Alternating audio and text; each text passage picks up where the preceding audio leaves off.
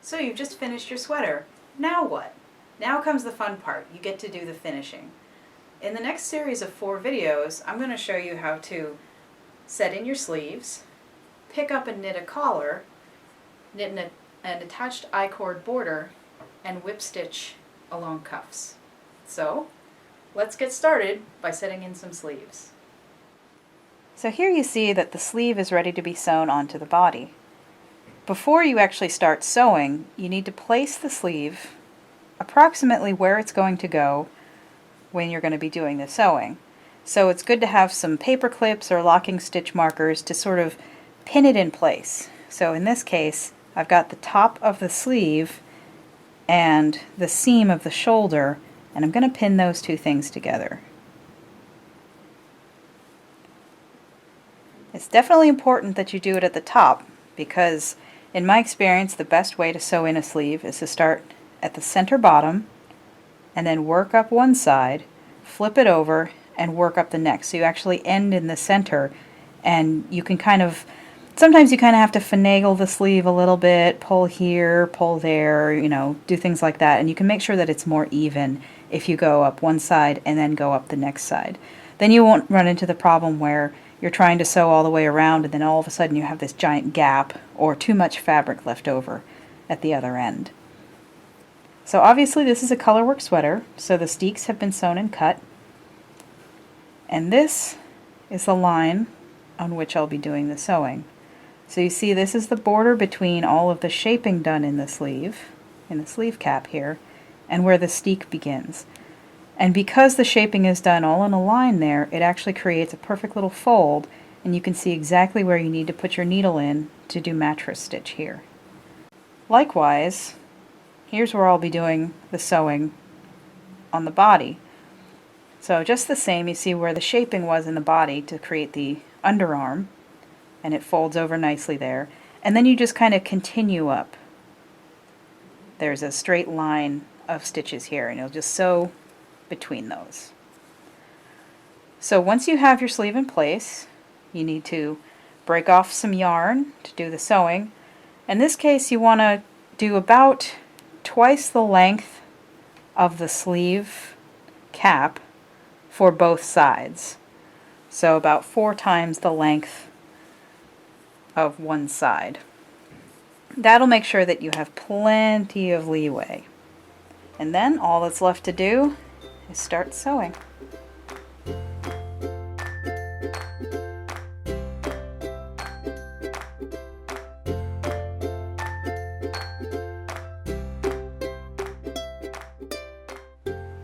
So I'm going to start sewing here at the very underarm where you've bound off stitches on both the sleeve and on the body.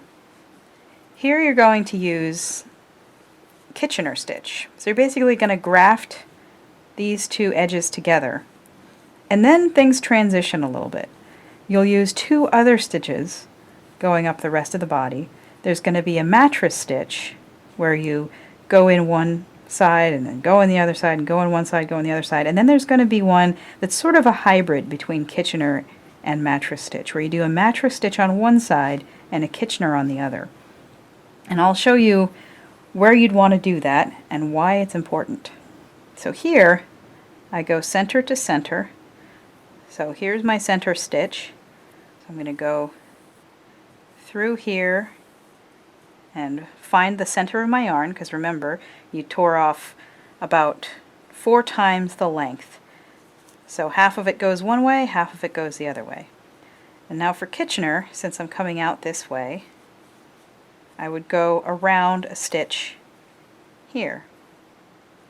So this is the center here. So I'm going to go behind this stitch,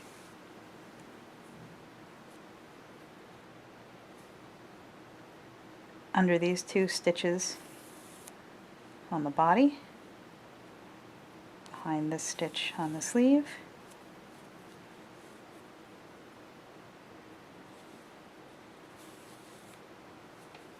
this will create a really seamless looking underarm.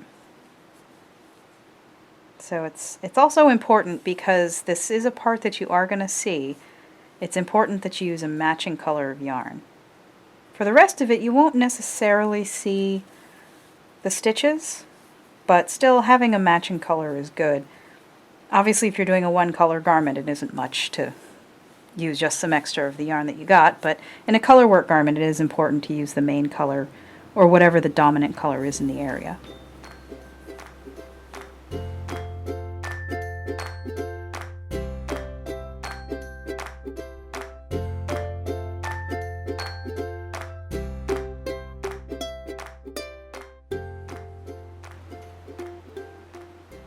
Now we're getting up towards the steek. So I'm going to start doing a more proper mattress stitch, although this is through kind of a strange little area here. You'll get all of your big decreases, your, decreasing 2 at a time type of stitches right in this area, and that tends to be the weirdest spot to try to seam. But now, here's the steek.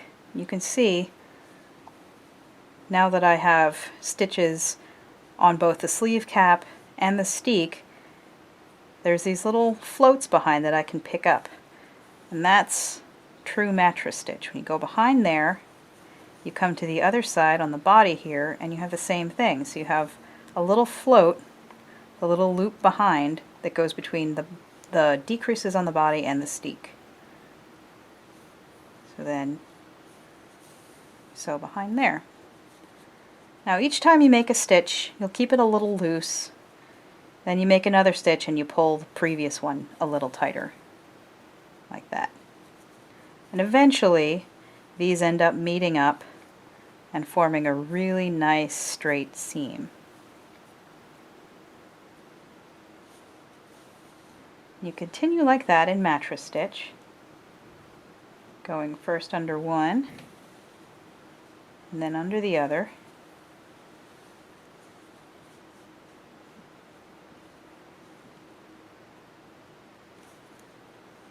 You can do a few at a time too if you like. You don't have to go under every single stitch.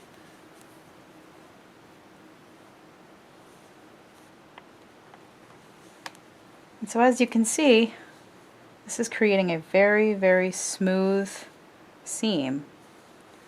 And the mattress stitch, you can sort of spread this apart and see it zigzagging through here.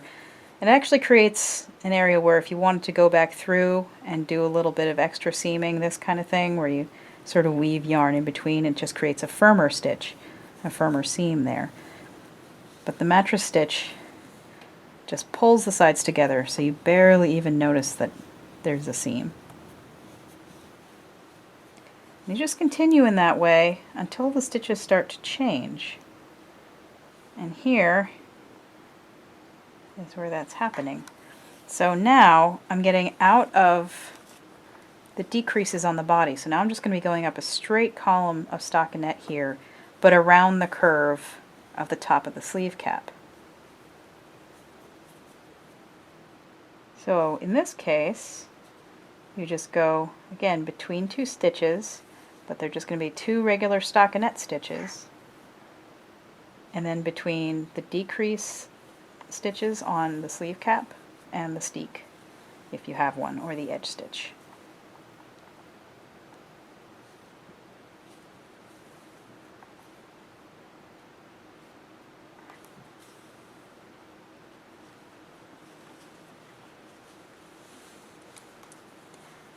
So you can see now the sleeve cap, because it's curved, the pattern's no longer matching up in the color work portion, but that's completely expected.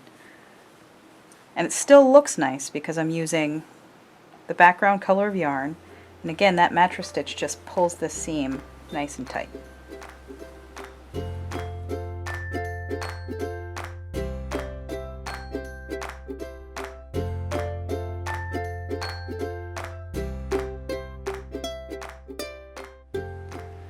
So now I'm at the top of the sleeve cap, and here's where things get interesting.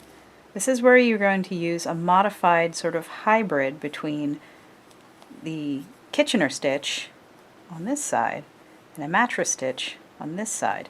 And you can see why. They're basically at a 90-degree angle to each other. In fact, anytime you're grafting something at a 90-degree angle, this is pretty much the method that you'll use. So what you do is on the mattress stitch side, you pick up the stitches between 2 rows of stitches, just like you normally would. And on the Kitchener side, you go underneath a stitch like you would in Kitchener. So again, on the mattress stitch side, pick up the little floats between, and then on the Kitchener side, you go under 2 legs of a stitch.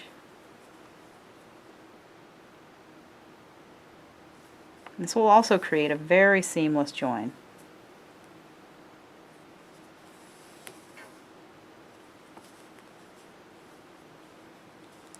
And you can see we're just about getting up to the center here.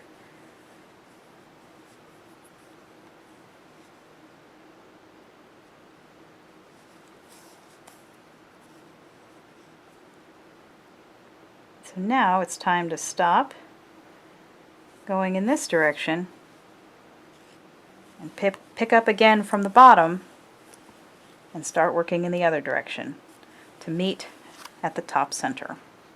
So again, you begin by using Kitchener stitch across the bind off on both the sleeve and the underarm of the body. Then you use a mattress stitch going up towards the top of the sleeve cap, and then a modified mattress stitch along the column of stitches and Kitchener along the row.